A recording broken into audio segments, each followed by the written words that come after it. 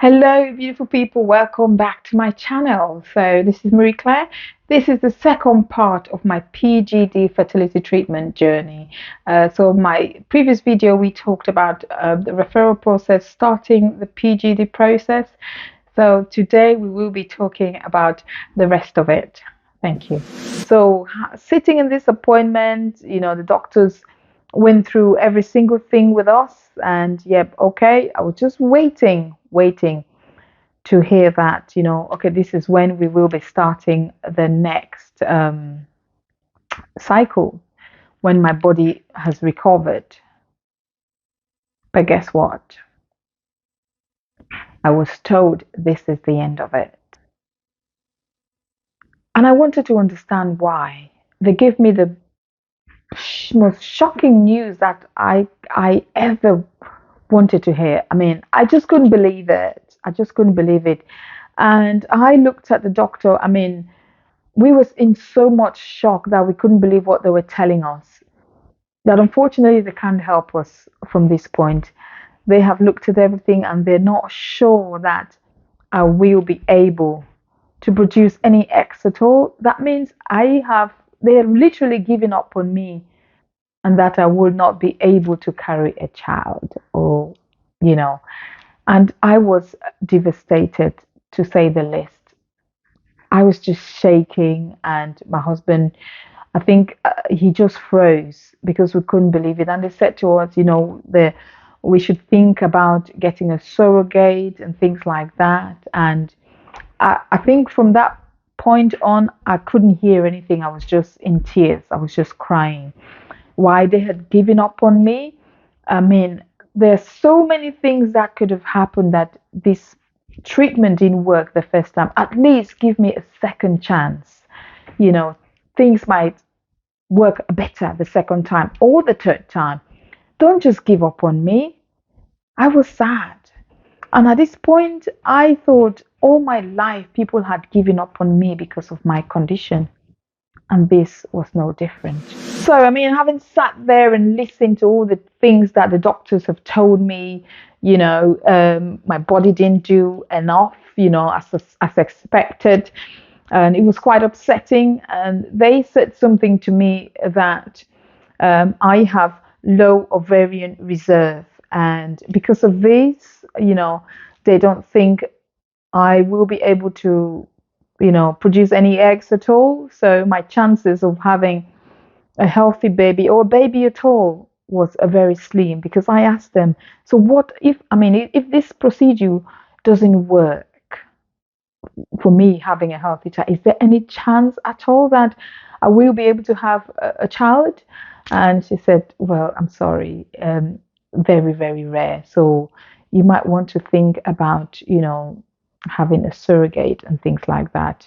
You can imagine what I must have been going through.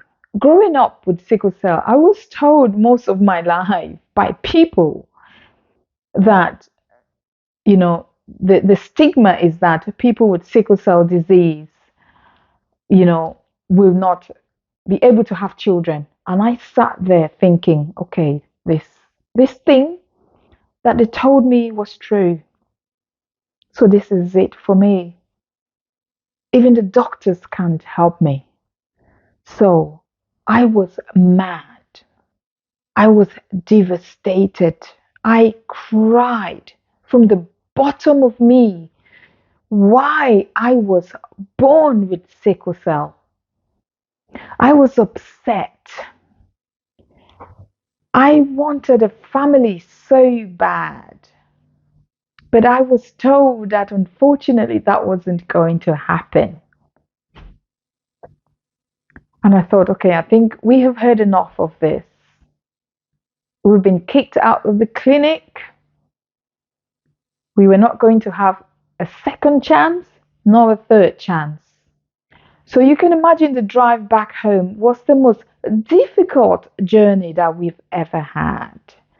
I mean, it was quite exciting going to London.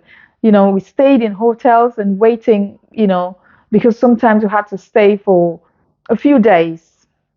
And for this procedure, we had to come the day before. So we stayed in a hotel, really, really anxious and looking forward to the appointment. It was a difficult drive, but my husband was hopeful. I mean, bless his heart. He was so encouraging that I just couldn't believe where his strength was coming from. He kept telling me those things the doctors are telling you, he doesn't believe them. But I said, how can you not? They're doctors. How can you not believe them? But he says, well, he doesn't know what to say. He just doesn't. He's hopeful. I said, okay. I stopped crying. I said, okay, if you say so. So, of course, we got back home, absorbed everything, well, managed to absorb everything that we'd been told. And, we had a tiny bit of hope, me, a very, very tiny bit.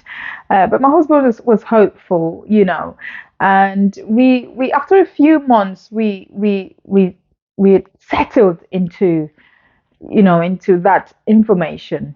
And but for some reason it wasn't settling with me. I just wanted to understand more. That's just who I am.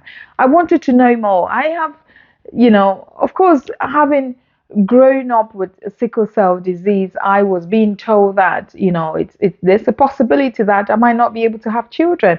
But at the back of me, I knew that, some of these things are true, but some of them are not.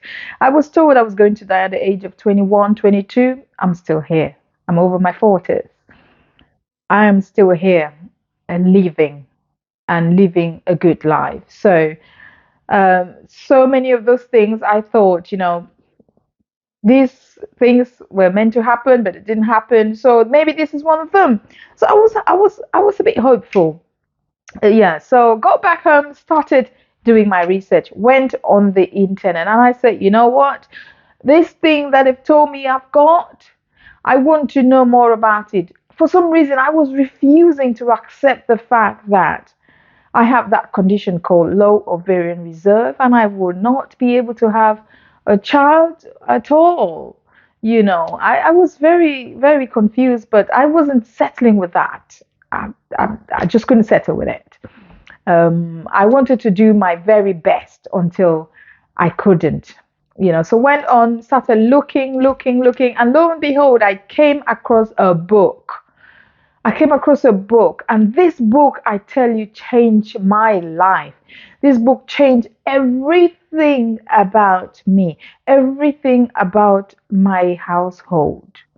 You know, this book, it's called It Starts with the Egg, and it is written by Rebecca Fett. Let me tell you what it says. It says how the science of egg quality can help you get pregnant naturally. Mm, can you believe that? I found this book, How the Science of an Egg Quality Can Help You Get Pregnant Naturally. So I was told that the quality of my eggs were so poor, they couldn't do anything with them. Because of this, they classed me as someone with low ovarian reserve because of low quality eggs. So my chances of having a baby, very slim. And the book went on to say, prevent miscarriages and improve your odds in IVF. And of course, for those who are going through IVF procedures as well, this book is recommended for them. I didn't have any issues with miscarriage. I couldn't even carry a pregnancy, let alone have a miscarriage. So I started digging into this book, and oh my God, I was loving every bit of it. This book, Rebecca talks about challenges that women face in getting pregnant. You read about all kinds of problems, from PCOS to constant miscarriages to low ovarian reserve. You name it, all sorts of challenges is in that book. And I started digging in. I read every single page of it. And of course, I spent more time on the low ovarian reserve bit. So what she recommends in this book is, and this is based from her experience and experience of other women that she has come across. And, what she recommends is that you do changes in your life. So naturally, there are things that we put in our body that prevent us that stops our hormones from producing the things that they should produce, if you know what I mean. So all these synthetic products, all these products with all the chemicals, you know, are stopping us from producing what our body should naturally produce. So because of that, we come with all sorts of challenges. And of course, when you start thinking of having a family, that's when you know that for those of us who are struggling, of course, some people don't have any problems. You know, they can use all sorts of things. They don't have any problems at all. But for all some of us that have challenges, this is what is recommended to increase your chances of getting pregnant, either through IVF or naturally. So I started making all these changes, throwing all these things away, and my husband was like, "Woman, you sure about these? These things don't, they're not cheap, you know." The cost. I say, "Yes, I know what I'm doing. So please just let me do them." I started throwing all the shower gels, all the shampoos, all the washing up liquid, went through every single cupboard in the house and dished out every single one of them. So I had a list of chemicals that I was looking for, and I tell you, all the products in my house had these chemicals. Before I found this book, I had no idea, absolutely no idea how some of these things, these everyday things that we use, impact our body. And of course, I am more knowledgeable now, and it's become second nature. So I got rid of all these things, started using organic products, and I became so addicted that, I mean, I would not go into the shop without looking at the labels and see the chemicals that are in it, and all those sort of things. Yeah, so that became part of me, and my husband eventually, got used to it, and he wouldn't go into the shop without, checking with me and just making sure that he's getting the right stuff. So yeah, and up until this day, it's still part of me. Washing up liquid, all the other things, that's just it. So yeah, started reading, and then I found on the internet as well, because I wanted to know more as well as reading this book. And she recommended that you talk to other people that are going through the same thing. So um, I found a forum online called Fertility Friends. Oh, Fertility Friends became my best friend. So I was literally spending most of my time on there, listening to other women's stories and sharing my story about going through the PGD procedure, and obviously other women as well who had gone through the procedure. Some of it worked, some of them it didn't work. So it was just interesting listening to other people's stories. After, you know, making all these changes, after about a year or so, just over a year, we thought, okay, from reading all the posts that was on Fertility Friends, I came across a lot of women talking about a clinic in Birmingham, the Birmingham Women's Clinic, providing the PGD service.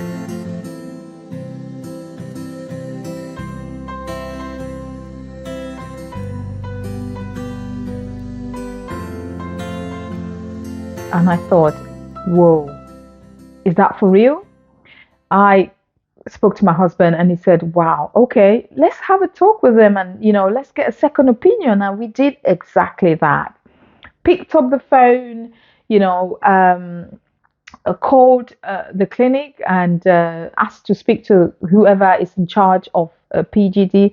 And yes, same procedure. They said, we should go through our GP. So our GP made referrals, and we got in touch with a lovely lady called Philippa. She was the genetic counselor. So I explained to her everything, how we've been through the PGD procedure at Guy's Hospital in London, and how that ended. And they were quite shocked. They were quite surprised that we were kicked out and we were not at least given a second chance. So many things could have happened. So anyway, they invited us to come in to the clinic. So we went in, had a chat with a lovely doctor and the genetic counselor, and we explained the whole procedure again. And what the doctor said was that, having listened to everything, he would like to see a note to be able to make a decision. if he was going to take us on board or not. So the doctor said he was going to have a look, and so what he needed to do was to request all our notes from Guy's Hospital so he can see exactly um, what happened, what happened in the procedure, what we went through, what the doctor said, and if he's satisfied, then they might be able to give us one chance, and one chance was all I needed. So we got back home, wrote to Guy's Hospital as a matter of urgency. I need, obviously, by law, you can, as freedom of information, you can request your records, your medical records, your records from any office. So we did exactly that, and every single paperwork was sent to me, and I made copies and sent them to Birmingham Women's Hospital. So the doctor received them, went through them, and gave us a call, invited us over, and said, well, he has gone through, his team and everyone else has gone through the notes, and they're quite shocked that we were not given a second chance. So he is convinced that this might work. There might have been so many things that it didn't work the first time. So he wants to give us another shot. And goodness me, I was ecstatic. I was excited. We couldn't believe that. We just couldn't believe we were hearing this. So we got back home really excited. So we were booked onto another appointment to come back and start all the blood work because everything else had already been done at Guy's Hospital. So we just needed blood tests and everything. So yeah, came back, did blood tests, started taking medication just to suppress my hormones. So while waiting for my period to start, so I can start treatment. Yeah, exciting.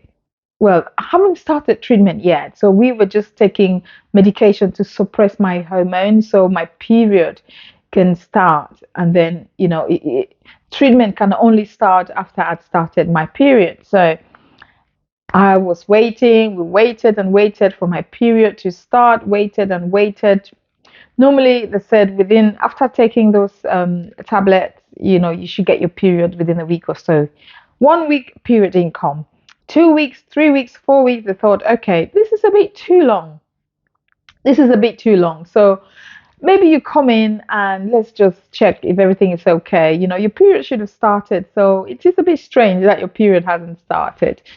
So we went into the clinic, waited, and I was called into one of the rooms to do an ultrasound scan.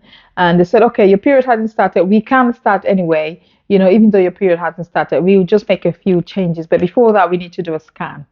So started doing a scan, looking at my tummy and everything. I did blood tests earlier and just looking, and all of a sudden the sonographer, the lady doing the scan, just paused and stopped and just dropped her equipment on the floor. And I thought, oh, is everything okay? She looked at me and she turned back and looked at my husband. I said, what's going on? Can you tell me what's going on? And then I started panicking. Oh God, what's going on? She just said, hang on a minute. She went out and came back with the doctor. And I said to my husband, what's happening? He's like, so the doctor came and they looked at us and said, you're having a baby.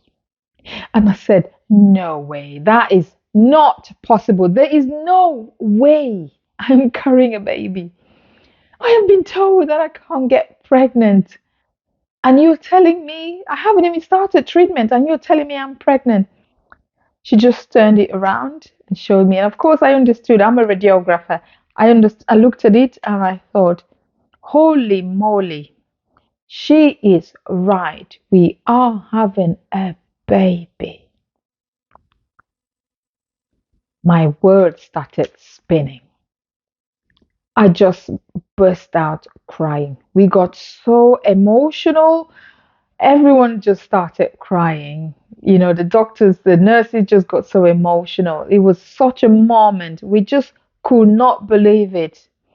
We had been told that there was very little or no chance of us having a healthy baby, let alone having a baby at all.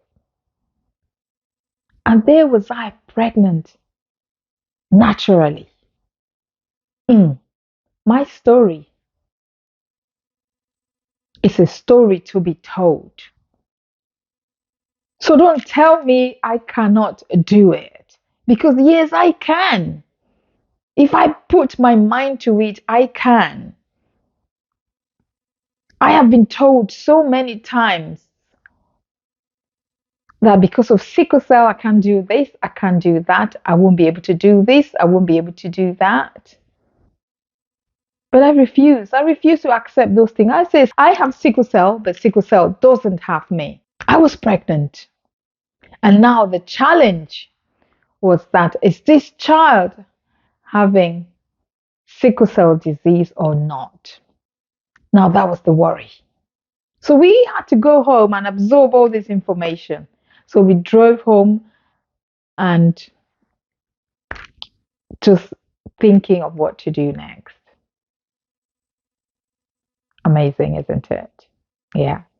So, my next video, I will be talking about going through the test, going through pregnancy and testing to see if our baby is carrying sickle cell disease or not, and how that process went, and going through the whole journey of carrying a child and how that felt.